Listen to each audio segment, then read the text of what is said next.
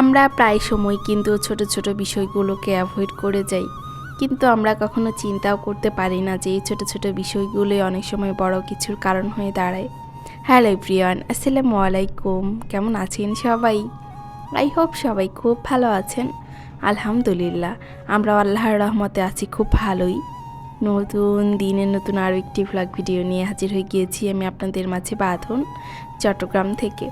টানা 7-8 দিন বৃষ্টির পর শুক্রবার থেকে চট্টগ্রামে আবারও রোদ ওঠা শুরু হয়েছে।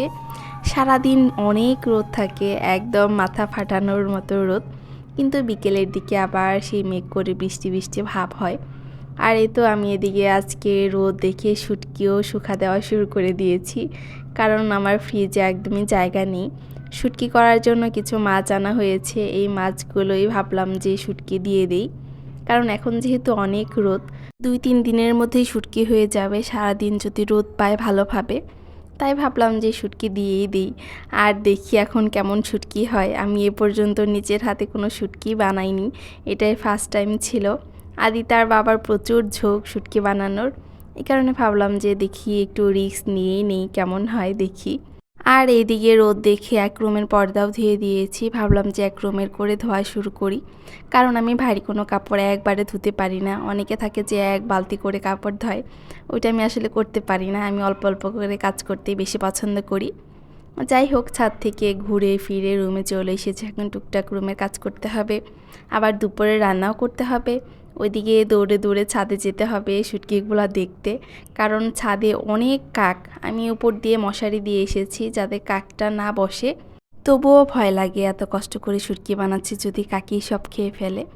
যাই হোক, কিছু করার নেই, আমার বাসার কাজও করতে হবে, আবার একটু পরপর ছাদেও যেতে হবে।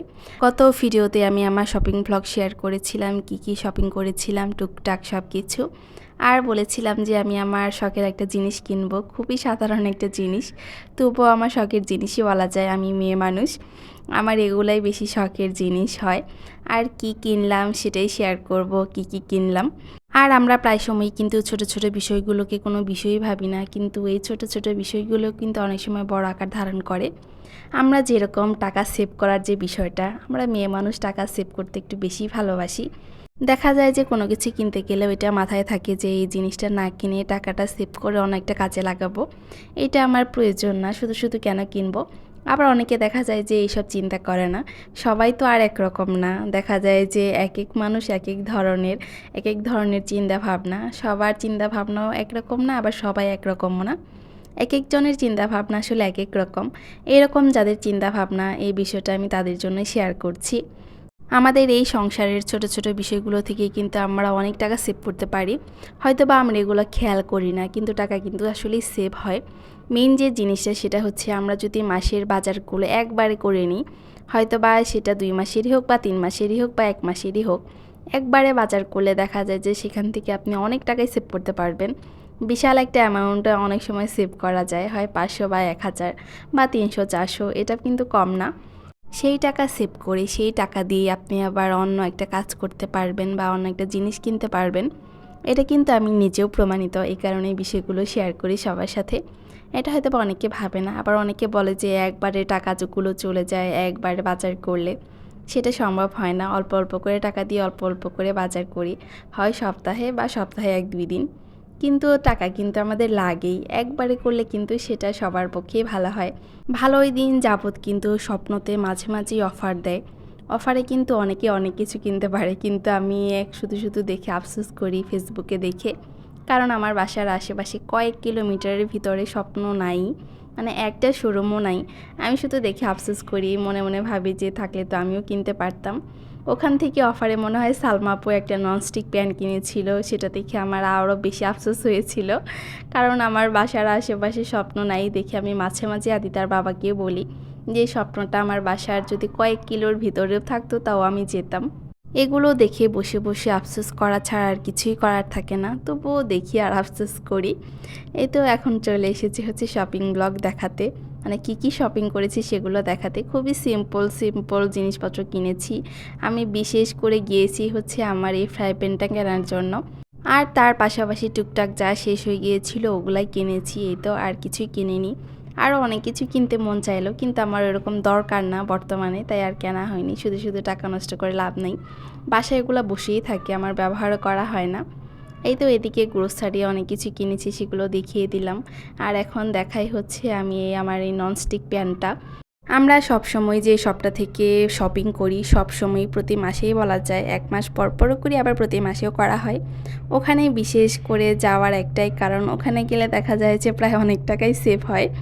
কারণ প্রতিটা হচ্ছে প্রোডাক্টেই একটু না একটু ছাড় থাকেই। আমরা যে এই ননস্টিক প্যানটা কিনেছি এটাতেও ছাড় ছিল কিছু। বাইরে দোকান থেকে কিনতে গেলে দেখা যায় যে দামাদামি করে, মানে অনেক টাকা চেয়ে বসে থাকে, দামাদামি করতেও ভালো লাগে না। এই কারণে ওখানে যাই, ভালো পাই কিনে নিয়ে আসি। এই তো মানে ভালো মানের সব কিছুই রাখে ওখানে, খারাপ কিছুই রাখে না। আর এদিকে বিস্কিট থেকে শুরু করে সব কিছুতেই একটু না একটু ছাড় থাকে। আর অনেক টাকার জিনিস একবারে কিনলে দেখা যায় যে বেশ কিছু টাকাই সেভ হয়। এই কারণে আসলে ওখানে যাওয়া। এই তো আমার ননস্টিক প্যানটা কেমন হয়েছে অবশ্যই জানাবেন। এই প্যান্টটা ছিল 26 সেন্টিমিটারের, এর থেকে একটু ছোট ছিল, ওটা বেশি ছোট লাগলো, ভাবলাম যে একটু বড়টাই নেই, বড়টাই কাজে আসে বেশি। আর এটার ব্র্যান্ডটাও কিন্তু আমি দেখিয়ে দিয়েছি, আর এখানে প্রাইসটা আমি দেখিয়ে দিচ্ছি। এখানে প্রাইসটা কম রেখেছে না বেশি রেখেছে, যদি কেউ এগুলো কিনে থাকেন তা জানাবেন, কারণ এই ব্র্যান্ডটা আমি এখন পর্যন্ত ব্যবহার করিনি। কিয়ামেরগুলো সবসময় ব্যবহার করা হয়, ভাবলাম যে এটা নেই।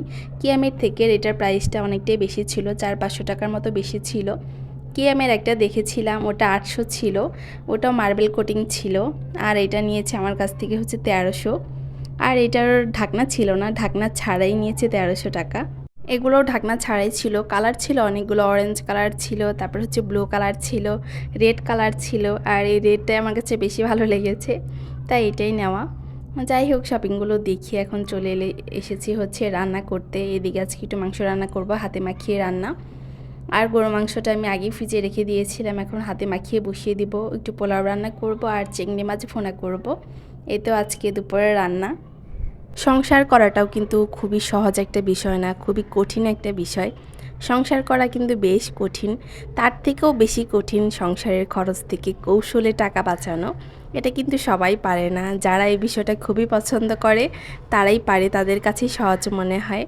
অনেকেই ভাবে যে টাকা বাঁচিয়ে কি করব, 2 দিন পর তো মরেই যাবে, এত টাকা কে খাবে। কিন্তু আপনি জানেন না যে আপনি কবে আসলে মারা যাবেন। যতদিন বাঁচবেন ততদিনই আপনার টাকার প্রয়োজন হবেই। বর্তমান সময়ে এসে দিন শেষে বলা যায় যে টাকাই আপনার প্রকৃত বন্ধু।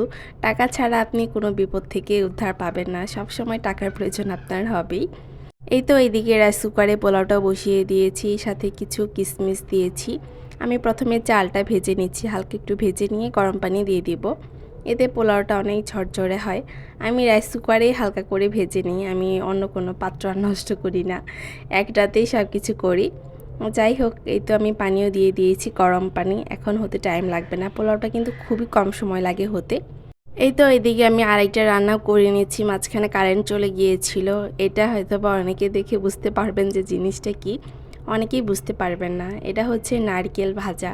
আমি নারকেলটাকে প্রথমে কুড়িয়ে নিয়ে তারপরে খেজুরের গুড় দিয়ে ভেজে নিচ্ছি। মাঝে মাঝে নারকেল দিয়ে পিঠা বানিয়ে খাওয়া যায় বা এমনি নাড়ু বানিয়ে খাওয়া যায়। এটা আমি নর্মাল ফ্রিজে সংরক্ষণ করে পরে খাবো, আজকে আর কোনো পিঠা বানাবো না। নারকেলটা পানি শুকিয়ে নষ্ট হয়ে যাচ্ছিল, ভাবলাম যে এইভাবে করে রাখি, তাই আর নষ্ট হওয়ার কোনো ভয়ই থাকবে না। এটা কিন্তু এমনিতেই খেতে অনেক মজা লাগে। আমি ভেবেছি যে একটু পিঠা বানিয়ে খাবো, যেদিন পিঠা বানাবো সেদিন আবার শেয়ার করবো আপনাদের সাথে। পরে এই তো মাঝখানে আর কোনো ভিডিও করা হয়নি। এদিকে আমি দুপুরের খাবারটা খেয়ে নিচ্ছি, আদিতার বাবাও খাচ্ছে, আমিও খাচ্ছি। চিংড়ি ভুনা দিয়ে কিন্তু পোলাও কিন্তু অনেক ভালো লাগে। আজকে ভাবলাম যে একটু চিংড়ি ভুনা করেই খাই, তাই চিংড়ি ভুনা করেছি, আর সাথে হচ্ছে মাংস, গরুর মাংস। এই তো আজকে দুপুরের খাবার আমাদের। আর আজকের ভিডিওটা এ পর্যন্তই রাখছি, আর বেশি বাড়াতে চাচ্ছি না। সবাই ভালো থাকবেন, সুস্থ থাকবেন। পরবর্তী ভিডিও দেখার জন্য আগে থেকেই সবাইকে আমন্ত্রণ জানিয়ে রাখছি। আল্লাহ হাফেজ সবাইকে।